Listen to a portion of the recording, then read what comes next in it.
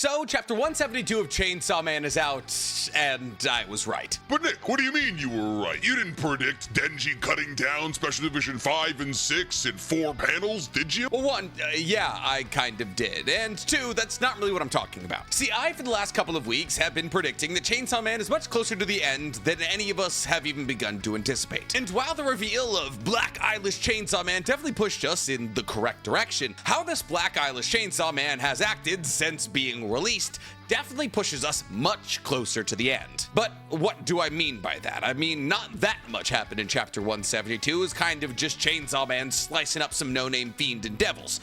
Right? Well, yes, objectively, that is basically all that happens in chapter 172. Denji slices up some no-name devils and devil hunters and fiends. However, it's the context of this happening and what happens after Denji cuts down all these devils and fiends that's truly important. Because as it currently stands, the Chainsaw Man manga is in one of the weirdest positions I've ever seen a manga be in ever. And it all has to do with devil erasure and, more importantly, Pochita and Denji. See, because as it currently stands, the Chainsaw Man manga after chapter 172 can't really continue unless Denji somehow with his chainsaws learns ASL, American Sign Language, of which I know none. I don't know why I just threw up hand signs. And thus, while there isn't a huge amount to talk about from this chapter, I believe genuinely the context provided in this chapter proves that Chainsaw Man will not see 200 chapters. And also, objectively, 172 was incredible. My God, we're so back. So buckle up, Buttercup, because today we're talking Chainsaw Man 172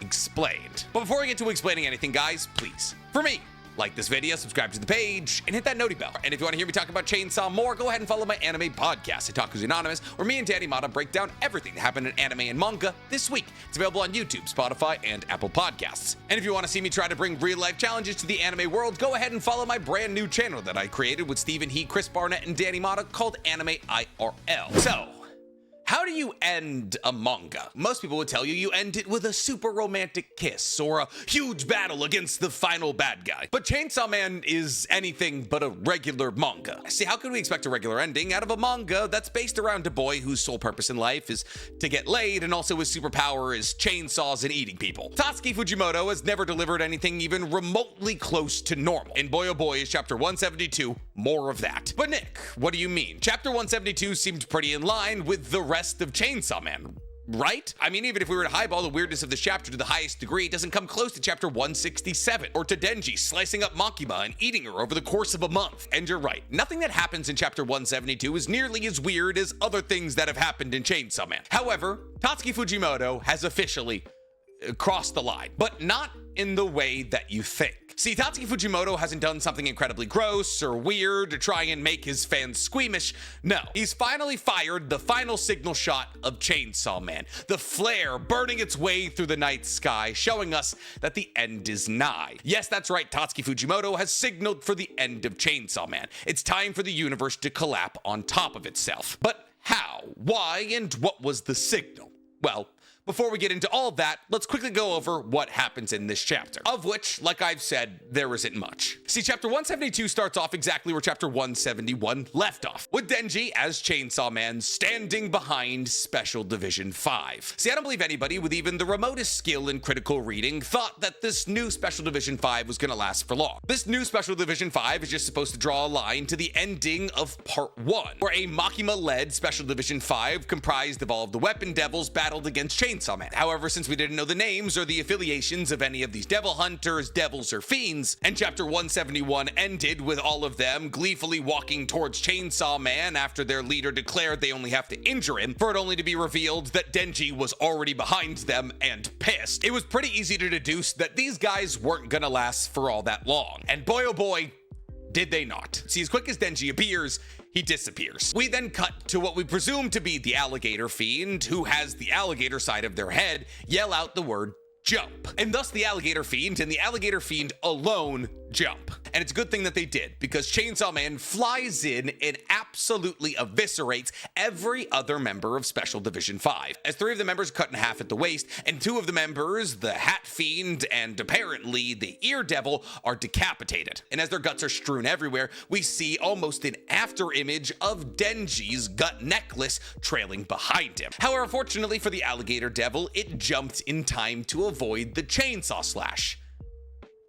At least it thought, because as the Alligator Fiend gleefully screams out that "I dodged it," its head falls off its body. And thus we get an entire page dedicated to the horrified faces of all of Special Division 5 as they realize they're dead. And as their guts and limbs are strewn all across the rooftop they were on, Denji as Chainsaw Man stands there, reveling in the gore. But he's doing more than reveling in the gore. He's also collecting the heads of everybody he killed. Yes, that's right. Denji's gut scarf is punching its way through the skulls of every dead member in Special Division 5, so that Chainsaw Man can accessorize with those heads. However, faster than Chainsaw Man can turn his gut scarf into the gnarliest pair of anal beads you've ever seen, we see another no-face Devil Hunter say, "Special Division 6, mission commence." And it's at this point that the ceiling that Denji is on explodes. Now, we knew that there was at least 2 special divisions, because when the Black Eyelash Chainsaw Man is revealed to pop up in the conveyor belt sushi place, we hear from the Devil Hunters outside, Special Divisions 5 and 6 move in. We then, in the next page, after the building under Denji has been exploded, see him falling to the ground. However, as soon as he falls to the ground, presumably the Centipede Devil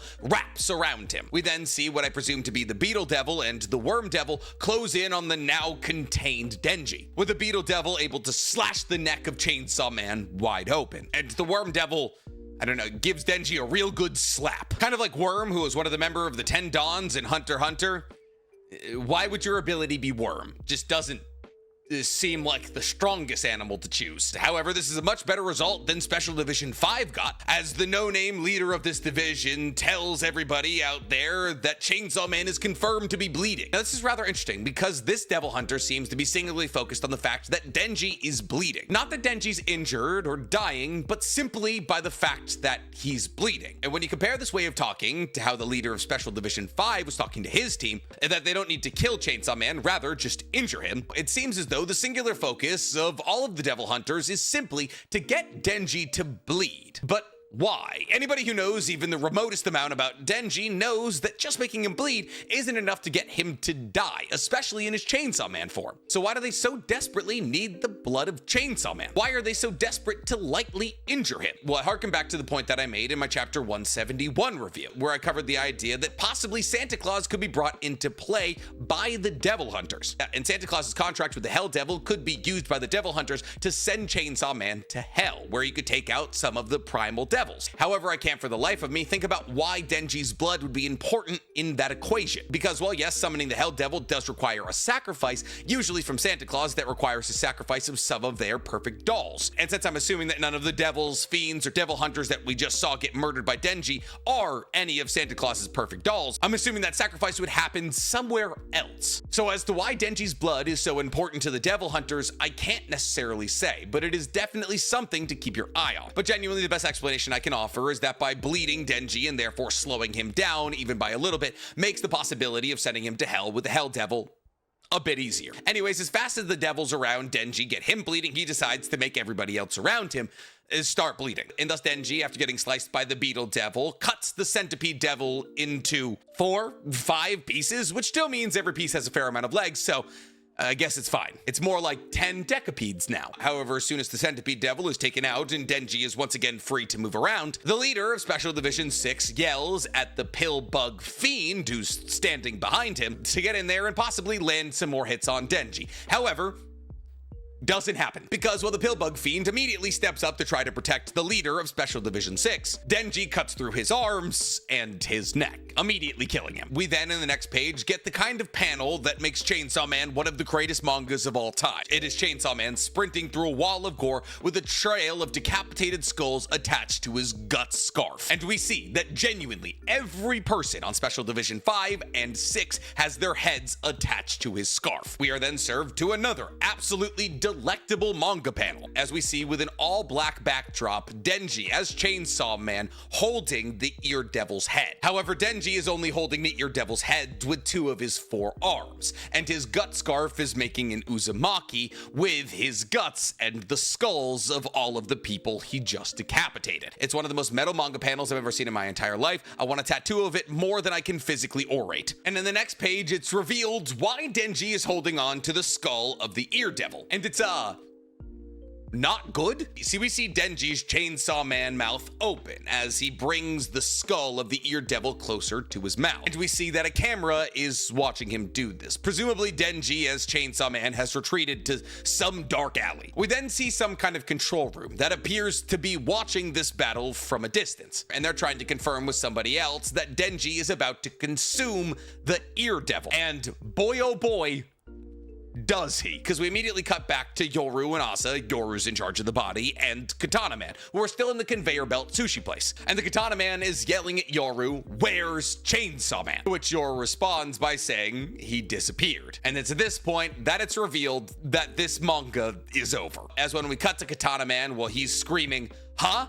What'd you say?" it's revealed he doesn't have ears. And it's at this point that we see a stark white expression take over Yoru's face, as we realize that she also doesn't have ears. As she mumbles or yells, I guess it doesn't matter, nobody can hear her, something's disappeared. And it's at this point that Yoru goes to reach for her ears and realizes there's nothing there. And upon making this realization, Yoru smiles, which confirms to us that Denji, as Chainsaw Man, using Pochita's devil erasure ability, has erased the concept of ears. Which means not only does nobody on Earth have ears, nobody on Earth ever knew they had ears. Which means that nobody on Earth can hear anymore. All of the most important characters in this manga can no longer communicate. While yes, hypothetically they could read each other's lips, nobody has ears anymore. And maybe because the concept of ears has been erased, everybody in human society now knows how to use ASL. As it currently stands, based off what we've seen from Katana Man, it just means characters can no longer communicate. And I'm gonna tell you right now,